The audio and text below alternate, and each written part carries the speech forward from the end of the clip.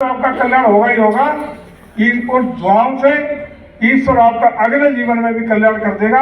इसलिए मैं समझता हूँ कि निश्चित रूप से आपको ईमानदारी और निष्ठा के साथ हर उस गरीब व्यक्ति की सेवा भाव से सेवा करिए, उसको ट्रीटमेंट दीजिए। जो भी संसाधन सुविधाएं सरकार के द्वारा उपलब्ध मरीजों के लिए है, उसका पारदर्शिता, गुणवत्ता और ईमानदारी के साथ उपयोग करते हुए उसको ठीक करने के लिए, उसको स्वच्छ करने के लिए बेहतरीन प्रयास आप लोग करेंगे तो मैं समझता हूँ कि ये बहुत ही जन कल्याण हो जाएगा, लोक कल्याण भी होगा और हमारा प्रदेश निश्चित रूप से स्वच्छ बन सकेगा, ऐसी मेरी कामना है।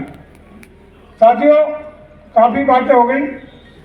गिराने को इतना हम कह सकते हैं, चूँकि एक तारीख पहली बार सत्संग में शायद आए, चाहे राजकीय महिला महाविद्यालय से लेके, नवोदय विद्यालय से लेके, 220 के बिजली घर से लेके तमाम जो व्यवस्थाएं, 30 बेड हॉस्पिटल से लेके सिंस 93 से अब तक 93 में तो पहली बार गवर्नर के रूप में मोतीलाल वोरा जी और HRD मिनिस्टर भारत सरकार के रूप में अर्जुन सिंह जी आए थे। उसमें साथ बलराम सिंह यादव भी आए थे मंत्री के रूप में।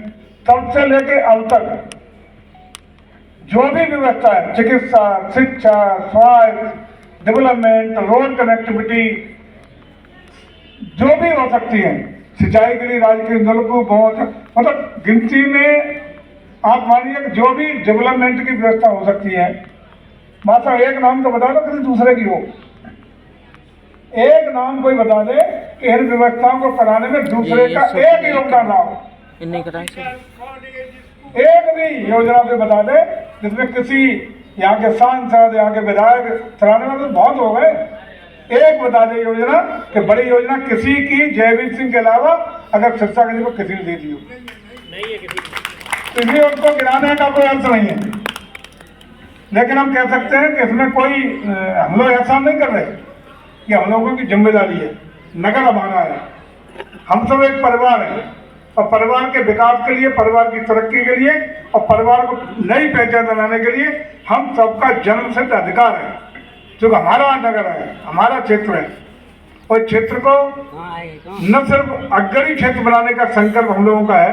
हम आपको भरोसा दिलाते हैं कि आने वाले दिनों में कहीं भी कोई भी किसी प्रकार की अगर सरकारी व्यवस्था, सरकारी योजना अगर आती है तो उसका पहला अधिकार सिरसागंज क्षेत्र का, फिरोजाबाद जिले का, मैनपुरी का, इसलिए कि अब हम मैनपुरी के प्रतिनिधि हैं।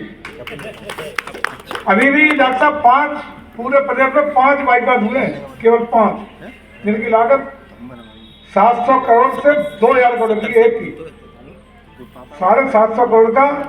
उन 5 में से एक बाईपास 750 करोड़ का मैनपुरी को दिया नहीं, जब सबसे छोटा है वो तो महानगर है।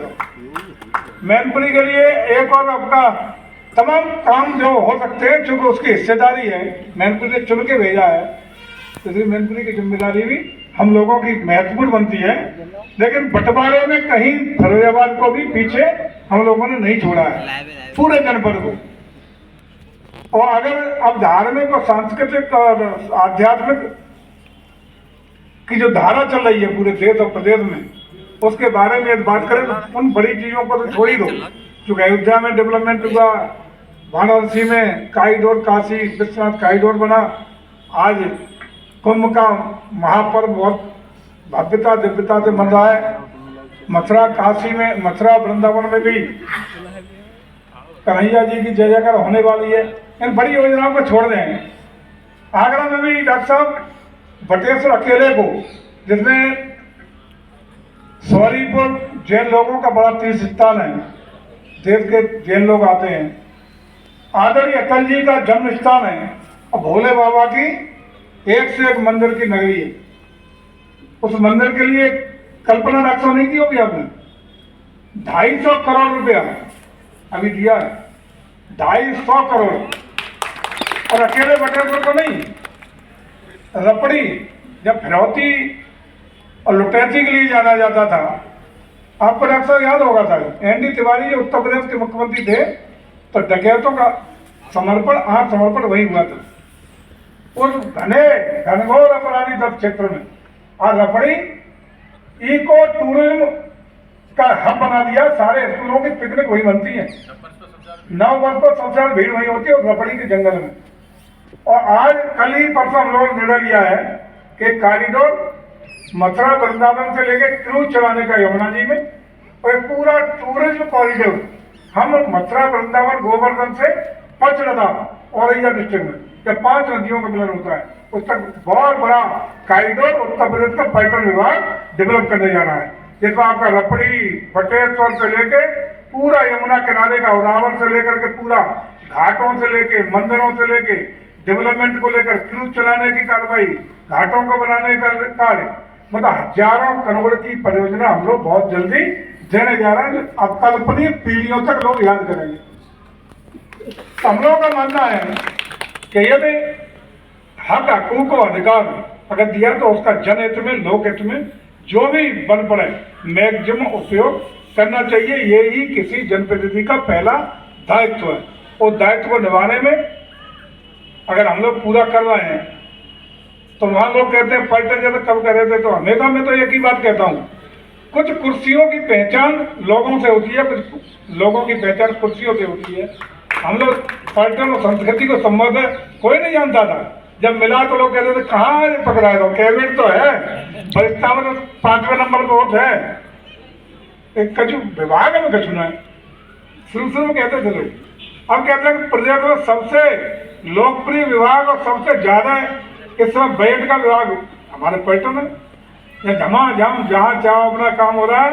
और सबसे खुशी की बात है कि ईश्वर ने ये कृपा की है, ईश्वर की कृपा ही है कि आध्यात्मिक सांस्कृतिक और धार्मिक कार्य करने का अवसर दिया है, तो सिर्फ और सिर्फ भोले बाबा की कृपा है, उन्हीं का आशीर्वाद है।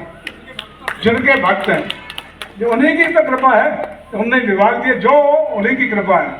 इसलिए मेरा मानना है, और ये जो कुछ कृपा है या जो कुछ हो रहा है वो आप हम सबका सम्मान है। जयवीर सिंह का सम्मान नहीं होता, जब कोई बात आती है तो कहाँ कि सिरसागंज का सम्मान है, जिला फिरोजाबाद का सम्मान है, आगरा मंडल का सम्मान है, और आगे बढ़े तो ब्रज क्षेत्र का सम्मान की दृष्टि से पहली बार नाम लिया जाता है। तो मुझे लगता है कि आइए हम सब संकल्प लें कि जो जिस दायित्व पे राष्ट्र हित में लोक हित में अपने दायित्व का ईमानदारी के साथ पूरी निष्ठा के साथ अगर उपयोग करेगा तो हम उस सपने को पूरा कर पाएंगे जो हमारे आदरणीय योगी जी ने, मोदी जी ने सजो के रखा है कि हम 2047 तक भारत को विकासशील भारत से विकसित भारत बनाना चाहते हैं। और परिकल्पना को पूरा और साकार स्वरूप दे पाएंगे कि चाहे गांव का किसान हो, मजदूर हो, डॉक्टर हो, व्यापारी हो, उद्योगपति हो, पूंजीपति हो, सेवा करने वाले नौकरशाह हों या सेना पे रहने वाले हमारे वीर सैनिक हों, सब लोग यदि ईमानदारी के साथ अपने दायित्व का निर्वहन पूरी निष्ठा और ईमानदारी के साथ राष्ट्र हित में करते हुए नजर आएंगे तो कोई दुनिया की ताकत हमें 2047 में विकसित भारत बनने से रोक नहीं सकती है।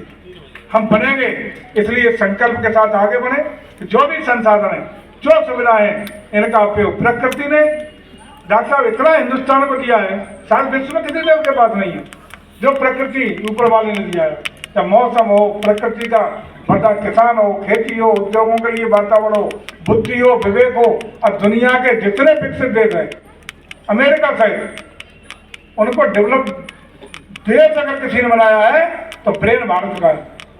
सारे वैज्ञानिक हमारे हैं, सारे डॉक्टर्स हमारे हैं, सारी बड़ी हस्तियां हमारी हैं।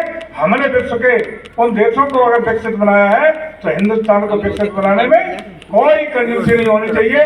हम सब आइए संकल्प लें कि भारत को विकसित देश बनाने के लिए अपने अपने दायित्वों का पूरी निष्ठा और ईमानदारी के साथ निर्वहन करेंगे।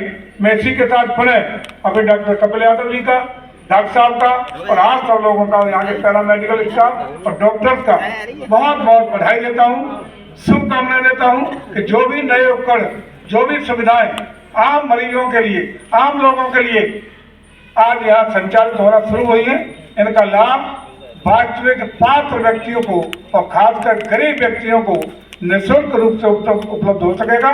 पारदर्शिता, गुणवत्ता और ईमानदारी के साथ इसका लाभ लोगों को मिले।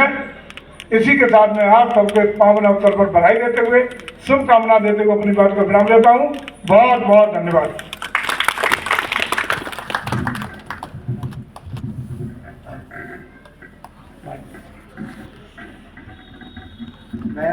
मैं आग्रह करता हूँ आदरणीय मुख्य चिकित्सा अधिकारी महोदय जी का